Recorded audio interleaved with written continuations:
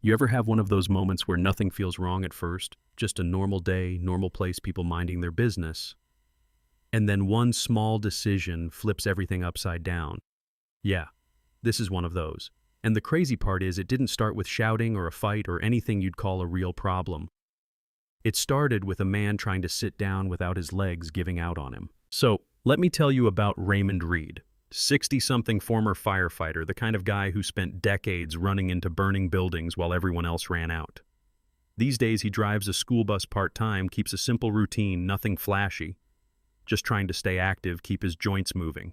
Because once your body starts locking up on you, man, every step becomes a calculation. You know what I mean? It was just after noon when he walked into this diner, Harbor Spoon, downtown Detroit. Nothing fancy, just one of those places with a chalkboard menu, a couple regulars, the smell of soup and grilled cheese sitting in the air like it belongs there. Raymond had his usual, chicken soup, grilled cheese, cut in half crackers on the side, and his black folding cane in his right hand. That cane wasn't optional. It was the difference between standing steady and hitting the floor. Now here's where it gets interesting. He didn't even plan to sit where he usually sits. There was this cold draft coming down from the vent near his regular table, and he just kind of muttered to himself, "Not today. Not with this shoulder," and changed direction. Small choice, right? Walked over to a brighter table near the window, set his tray down carefully, leaned his cane against the chair, and started pulling the seat out. That's when the whole thing cracked open. There was a guy nearby, maybe mid-40s, clean-cut, the kind of guy who thinks he's in charge even when nobody asked him to be. He turns halfway around and goes, "That table's taken." Just like that, no explanation, no nothing. Raymond looks at the table, empty. Looks back at the guy, calm as ever. Doesn't look taken. Now you'd think that would settle it, but nah. This guy slams his hand on the table so hard it echoes across the room, makes a spoon rattle a couple tables over. "I said it's taken. Go back where you came from." And right there, the whole place goes quiet. Conversations stop, people start watching. You can feel that shift in the air, like something's about to go sideways.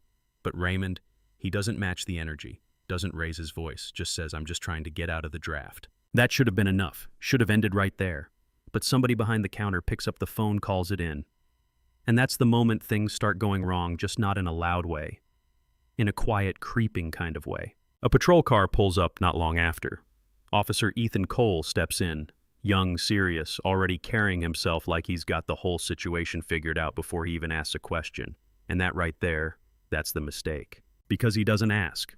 Not the staff, not the people sitting nearby, not even the guy who caused the scene in the first place. He walks straight to Raymond, stands too close to, looks at the cane, then the tray, then finally the man. "You need to step outside, now." "Know what happened?" "No, sir, just an order." Raymond turns slowly, steadying himself with one hand on the table. "I haven't done anything." "I didn't ask." The officer cuts him off, already placing a hand on his shoulder.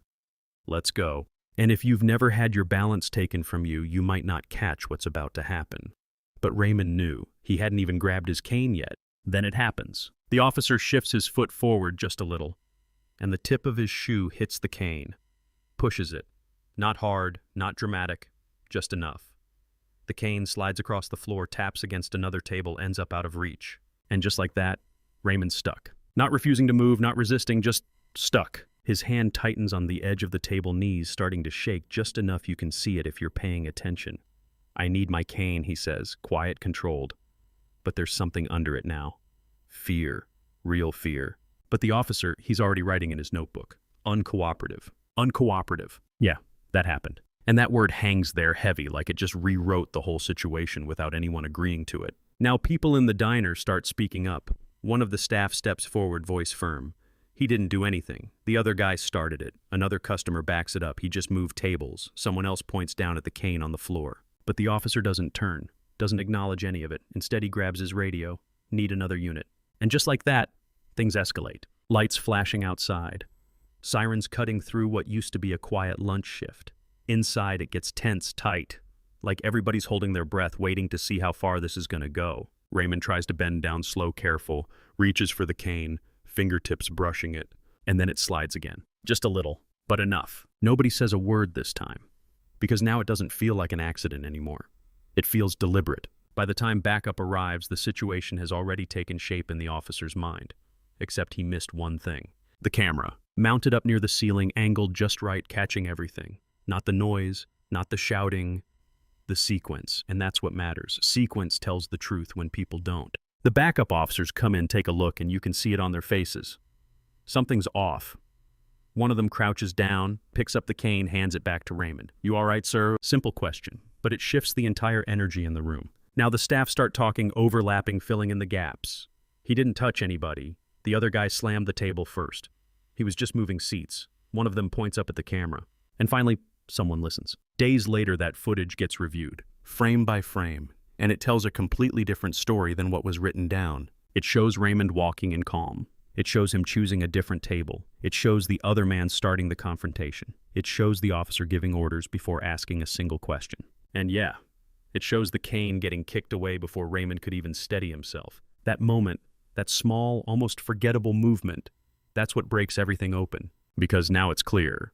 The officer acted first and thought later. Raymond files a lawsuit, not because he's trying to get rich, but because, as he later put it, if that camera wasn't there, nobody would have believed me. And honestly, he's right. The case moves fast. Too fast for anyone hoping it would just fade away. Settlement comes in, $760,000. But the money, that's not what people remember. What they remember is what came after. Officer Ethan Cole gets suspended, then investigated, then charged. Turns out when your report says one thing and the video shows another, that's not just a mistake, that's lying. He ends up with a 12-month jail sentence tied to false testimony. Loses his certification. Name disappears from the active duty roster. Career over, just like that. And it all traces back to one moment, one choice, one decision to skip a simple step. Back at the diner, things change too. New protocols, staff trained to be clear about who started what. Instructions posted behind the counter about mentioning cameras, mentioning mobility aids, because those details matter more than people realize. But here's the part that stays with me. It's not the argument, it's not even the kick. It's the moment before all of it.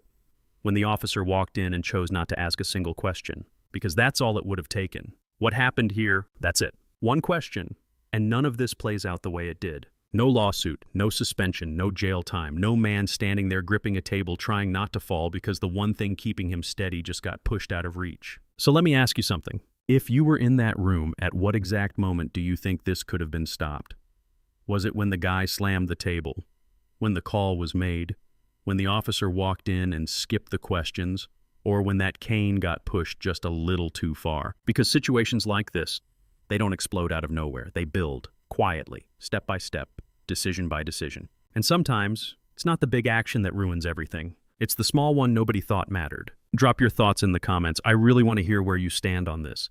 Do you think justice was served, or did it go too far? And if you've ever seen something like this happen in real life, yeah, share that too. Make sure you hit subscribe if you want more stories like this, the kind that make you stop, think, and maybe look at things a little differently next time. I'll see you in the next one.